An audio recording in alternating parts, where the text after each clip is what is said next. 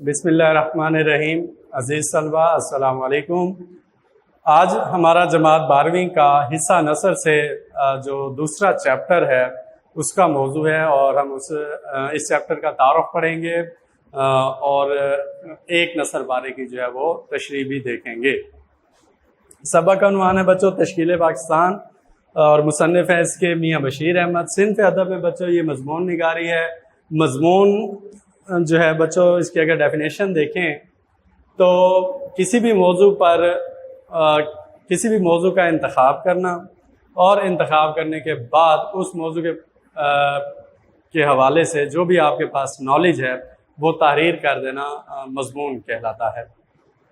ماخذ اس کا بچوں کارنامہ اسلام ہے، یعنی جس کتاب سے یہ مختصر آپ کا جو سبق لیا گیا ہے وہ کارنامہ اسلام ہے. تدریسی مقاصد دیکھیں گے بچوں اس کے. تشکیل پاکستان کا معنی اور مفہوم پہلے دیکھیں گے. تشکیل کا مطلب ہوتا ہے بچوں بنانا، نئی شکل دینا، یعنی پاکستان کا بننا، پاکستان کا بنانا، یہ اس کا معنی ہو گیا. اب مفہوم کی طرف توجہ دیں گے بچوں. پاکستان کا بننے کا جو عمل تھا وہ بہت نہایت ہی پیچیدہ ہے، اور وہ الفاظ نہیں ملتے کہ ان الفاظ کو بیان کر کے اس کہانی کو بتایا جا سکے. تو اتنی دردناک یہ کہانی ہے کہ پاکستان کس طریقے سے تشکیل میں ہے، کس طریقے سے بنا، کس طریقے سے لوگوں کی قربانیاں ہیں، کیا جدوجہد انہوں نے کی. تو بچوں ایسے الفاظ ہمارے پاس نہیں ہیں جو ہم ان کو بیان کر سکیں. تو اس حوالے سے بچوں اس چیپٹر میں ہم یہ ساری چیزیں دیکھیں گے کہ کتنی مشکل سے پاکستان بنا. آج ہم اس کی قدر نہیں کرتے، ایسا سمجھتے ہیں جیسے کوئی ڈش جو ہے وہ ہمیں پکا کر اور سامنے رکھ دی جائے. تو اتنی آسانی کے ساتھ ہمیں پاکستان نہیں ملا تھا. اس کے بعد بچوں مغل حکومت کا زوال ہم دیکھیں گے. بچوں سب سے جو مسلمانوں کی زوال دیکھ لیں، مسلمانوں کا گرنا دیکھ لیں، تو وہ مغل حکومت کے زوال سے شروع ہوتا ہے. جیسے ہی بچوں مغل حکومت زوال پذیر ہوتی ہے اس کے بعد مسلمانوں کا زوال شروع ہو گیا. پھر وہاں انگریز بھی تھے، ہندو بھی تھے، سکھ بھی تھے اور مسلمان بھی تھے.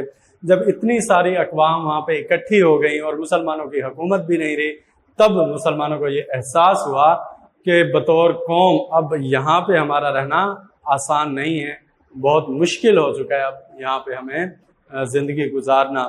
تو تب مسلمانوں کو خیال آیا کہ نہیں، ہمارے پاس ایک نیا وطن ہونا چاہیے، نیا علاقہ ہونا چاہیے جہاں پر ہمیں آزادی ہو، ہر قسم کی آزادی ہو.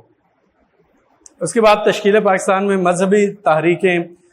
تو بچوں سب سے پہلے جو ہے مسلمانوں کا جب زوال ہوا اور مسلمانوں کی مذہبی اور معاشرتی اصلاحی جو زوال پذیر ہو رہے تھے، تو سب سے پہلے علماء کرام جو ہے وہ اس میدان میں کود آئے، اور انہوں نے مسلمانوں کی مذہبی جو ہے وہ اصلاح کی، جس میں شبلی نعمانی نے جو ہے ندوۃ العلماء کا جو ہے وہ آغاز کیا. اسی طرح دیوبند میں بچوں ایک مذہبی مدرسہ کھولا گیا تھا جس کو قاسم ننوتوی، رشید احمد گنگوئی اور مولانا عبدالحق جیسے عظیم لوگوں نے اس مدرسے کو قائم کیا اور دینی تعلیم جو ہے وہ دی. اسی طرح اور بھی بچوں کئی تحریکیں تھیں جنہوں نے پاکستان کو بنانے کے لیے بہت زیادہ محنت کی، جدوجہد کی، قربانیاں دی. اس کے بعد بچوں علمی تحریکیں ہیں. اگر علمی تحریکوں کی ہم بات کریں تو سر سید کا نام اس میں صف اول میں آتا ہے. سر سید احمد خان نے بچوں تقریباً 1875 میں جو ہے ایک سکول بنایا تھا، اور اسی طرح وہ پھر سکول آگے بڑھتا 1877 میں کالج کے ترقی کی، اور اس طرح 1920 میں آخرکار وہ یونیورسٹی کے درجے تک پہنچا. تو اس طرح علمی حوالے سے بھی بہت سی تحریکیں جو ہیں وہ چلیں، جس میں بہت سارے ادبی نام شامل آتے ہیں، جیسا کہ مولانا شبلی نعمانی خود ہیں، اور سر سید احمد خان تھے، اور آخر میں علامہ اقبال اور بھی کافی سارے بہت سے علمی اور ادبی شخصیات تھے. ڈپٹی نذیر احمد تھے جنہوں نے اپنے ناولوں کے ذریعے مسلمانوں کی اصلاح کی. تو یہ بچوں مذہبی اور علمی طریقے تھے. اس کے بعد سیاسی تحریکیں بھی بنی. ظاہر ہے بچوں سیاست بھی مذہب کا ایک حصہ ہے. ملک کا نظام چلانے کے لیے سیاست بھی ضروری ہے. تو سیاست میں بہت سی تحریکیں بنی. سب سے پہلے تو انگریزوں سے چھٹکارا حاصل کرنا تھا. اس سے چھٹکارا حاصل کرنے کے لیے پہلی سیاسی جماعت جو ہے وہ برصغیر میں بنائی گئی تھی, کانگریس بنائی گئی. اس کے بعد جیسے مسلمانوں کو یا قائد اعظم کو احساس ہوا کہ یہ تحریک جو ہے وہ ہمارے لیے کام نہیں کر رہی بلکہ ہندوؤں کے مفاد میں کام کر رہی ہے, تو بچوں پھر قائد اعظم نے مسلم لیگ میں شمولیت اختیار کر لی, جو مسلمانوں کی جو تنظیم تھی وقار الملک نے بنائی تھی. تو اس طرح بچوں یہ پاکستان کو بنانے میں, پاکستان کی تشکیل دینے میں اس طریقے سے بچوں مذہبی, علمی اور سیاسی تحریکوں کا عمل دخل ہے, اور پھر جا کر ہمیں پاکستان ملا. اور کوئی اتنی آسانی سے پاکستان ہمیں نہیں ملا تھا. نصر پارے کی تشریح کی طرف آتے ہیں بچوں. ہندوستان میں اگرچہ اسلامی حکومت کہنے کو اورنگزیب عالمگیر کی وفات یعنی 1717 کے 150 سال تک قائم رہی, لیکن دراصل حکومت اور عمرہ دونوں کی طاقت اور ستوت 18ویں صدی کے وسط تک ختم ہو چکی تھی.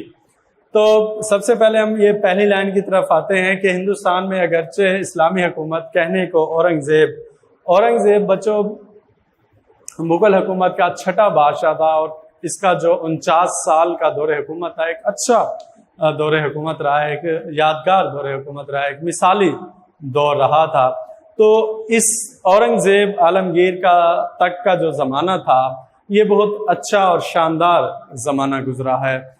لیکن اس کے بعد بچوں جب یہ 1707 میں وفات پا چکا تھا, اس کے بعد 150 سال, ٹھیک ہے جی, یعنی 1857 تک مسلمانوں کی حکومت قائم تو رہی, یعنی حکومت مسلمانوں کی ہی رہی, لیکن اس میں مسلمانوں کے پاس قوت نہیں تھی, طاقت نہیں تھی, مذہبی آزادی نہیں تھی. کہنے کو بس نام کی حکومت تھی, نام نہاد حکومت تھی مسلمانوں کے پاس. ان کے پاس اثر و رسوخ جو ہے وہ نہیں تھے. تو یعنی اورنگزیب عالمگیر کی وفات 1707 میں ہی, اور اس کے 150 سال یعنی 1857 تک مسلمانوں کی حکومت تھی, لیکن ان کی حکومت جو ہے وہ ڈاواڈول تھی. اقتدار ان کا تھا لیکن ان کی طاقت نہیں تھی, ان کا روب دبدبا نہیں تھا. تو مصنف کہتا ہے 1857 تک مسلمانوں کی حکومت تو تھی, لیکن طاقت اور ستوت یعنی روب اور دبدبا جو ہے وہ نہیں تھا, اور 18ویں صدی کے وسط تک ختم ہو چکی تھی, یعنی 1857 تک ختم ہو چکی تھی. 1857 میں مکمل طور پر مسلمانوں نے ہتھیار ڈال دیے اور ان کی آخری کوشش ناکام ہوئی. ٹیپو سلطان اور اس میں بہت سے لوگ تھے جو اس میں شہید ہو گئے, اور مسلمان جو ہے آخرکار مکمل طور پر جو ہے وہ زوال پذیر ہو چکے تھے. پھر بچوں 19ویں صدی کے شروع میں مسلمانوں کی سیاسی تنزلی کی جو ہے وہ تکمیل ہوئی, یعنی مذہبی طور سے, معاشرتی طور پہ, سیاسی طور پہ, ہر لحاظ سے مسلمان اپنا نام, اپنا رتبہ, اپنا ستوت, اپنی حکومت گوا چکے تھے, جو کہ مسلمانوں نے, جو کہ ان کے آباء اجداد نے, جو کہ ان کے اسلاف نے بہت محنت سے بنائی تھی. اور مسلمانوں نے کیا کیا, برصغیر کے مسلمانوں نے اسے گنوا دیا. علامہ اقبال کا یہ شعر انہی لوگوں کے لیے ہے, گنوا دی ہم نے جو اسلاف سے میراث پائی تھی, گنوا دی ہم نے جو اسلاف سے میراث پائی تھی, سریا سے زمین پر آسمان نے ہم کو دے مارا. چنانچہ 1803 میں انگریز دلی میں داخل ہو چکے تھے. انگریز جو کہ تجارت کی غرض سے برطانیہ سے برصغیر میں آئے, اور آہستہ آہستہ یہاں پہ انہوں نے نوآبادیاتی نظام قائم کر لیا اور مسلمانوں پر مکمل جو ہے وہ حکومت جو ہے وہ اختیار کر لی. لیکن بچوں اسی زمانے میں بعض افراد کے دل میں مذہبی احیاء اور معاشرتی اصلاح کا خیال پیدا ہوا. بچوں مسلمان چاہے جتنے بھی گر جائیں, لیکن ان کے دل میں ایمان کی طاقت مضبوط ہوتی ہے, ان کا خدا ان کے دل میں ضرور بستا ہے. تو کچھ لوگ ایسے تھے جو اسلام کو ماننے والے تھے, جو اللہ کے لیے, اس کے رسول کے لیے اور ان کے دین اسلام کے لیے اپنی جان کی بازی بھی لگانے کے لیے تیار تھے. اور وہ لوگ جو ہے اس وقت سرگرم ہو گئے جس میں بچوں شاہ ولی اللہ کا بہت بڑا نام ہے، بہت بڑے صوفی بزرگ رہے ہیں، مذہبی کتابیں بھی لکھی، فارسی زبان پر بہت عبور حاصل تھا، عربی زبان پر انہیں بہت عبور حاصل تھا، جہاد کے حوالے سے، مذہب کے حوالے سے انہوں نے مذہب کو جو ہے وہ فروغ دیا۔ اور ان کے والد جو تھے وہ شاہ عبد الرحیم تھے، وہ بھی بہت اچھے انسان تھے، صوفی تھے، بزرگ تھے۔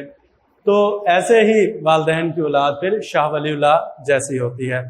تو ان کا زمانہ بہت اچھا گزرا، انہوں نے مسلمانوں کو جو ہے دین اسلام کی سے روشناس کرایا اور جہاد کے حوالے سے تھوڑا سا فروغ دیا اور مذہبی کتابیں بھی لکھی۔ شاہ عبد الرحیم کے بیٹے شاہ ولی اللہ اور پھر شاہ ولی اللہ کے بیٹے شاہ عبد العزیز نے بھی برصغیر کے مسلمانوں کی خدمت کی، اور یہ وہ پہلے انسان تھے جنہوں نے یہ کہا کہ انگریزی زبان جو ہے وہ اس پہ فتویٰ دیا کہ مسلمانوں کو مسلمان ہونے کے ناطے ہمیں یہودیوں کی، عیسائیوں کی زبان جو ہے وہ نہیں بولنی چاہیے، انگلش زبان نہیں بولنی چاہیے، کیونکہ وہ غیر مسلم لوگ ہیں اور غیر مسلم لوگوں کی زبان ہمیں نہیں بولنی چاہیے۔ تو ان تینوں کی کوششوں سے علم دوست لوگوں میں مذہب کی واقفیت جو ہے وہ بڑھتی گئی۔ ظاہر ہے مسلمان تھے، اور جب مسلمانوں کو ان کے دین کی طرف راغب کیا گیا تو وہ راغب ہوتے گئے، کیونکہ بچوں یہ جو زمانہ تھا اس میں انگریز بھی تھے، وہ بھی اپنے مذہب کی پرچار کر رہے تھے، اس میں ہندو بھی تھے، وہ بھی اپنے مذہب کی پرچار کر رہے تھے، اس میں سکھ بھی تھے، وہ بھی اپنے مذہب کو فروغ دے رہے تھے۔ تو وہاں مسلمان پیچھے کیسے ہٹ سکتے تھے؟ اور مسلمان بھی وہ جو اپنا مذہب، اپنی حکومت، اپنا اقتدار، اپنا ستوت کھو چکے تھے، تو وہ کھوئی ہوئی جو حکومت تھی تو اس کو حاصل تو کرنا تھا، تو مذہب وہ راستہ تھا جس سے ہم اپنا کھویا ہوا مقام جو ہے وہ حاصل کر سکتے تھے۔ تو مذہب کی واقفیت بڑھتی گئی لوگوں میں، لیکن عوام کی حالت بہت گری ہوئی تھی۔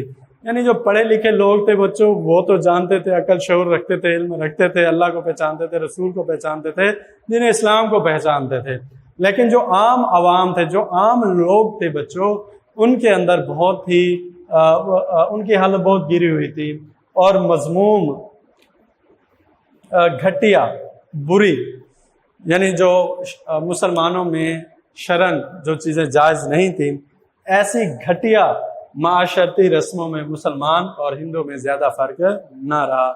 یعنی ایسے حالات آ گئے تھے کہ جیسے وہ معاشرہ اکٹھے رہتے آ رہے تھے مسلمان اور ہندو، تو اکٹھے رہنے سے کچھ ان کی ہندوؤں کی رسوم مسلمانوں میں رائج ہو گئیں اور کچھ مسلمانوں کی باتیں ان میں رائج ہو گئیں، لیکن بینگ اے مسلم، مسلمان ہونے کے ناطے بچوں ہم کسی بھی غیر مسلم کی رسومات کو، ان کے مذہب کو اپنے اندر شامل نہیں کر سکتے۔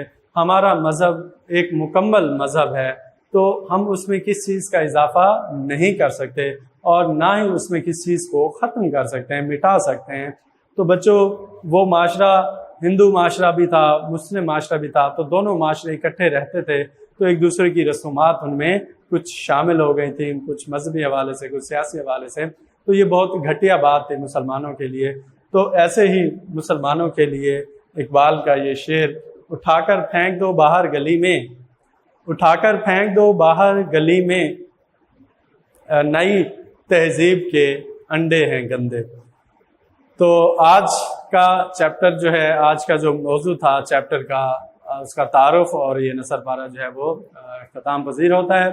اپنا بہت سا خیال رکھیے گا۔ اوکے بچوں، اللہ حافظ۔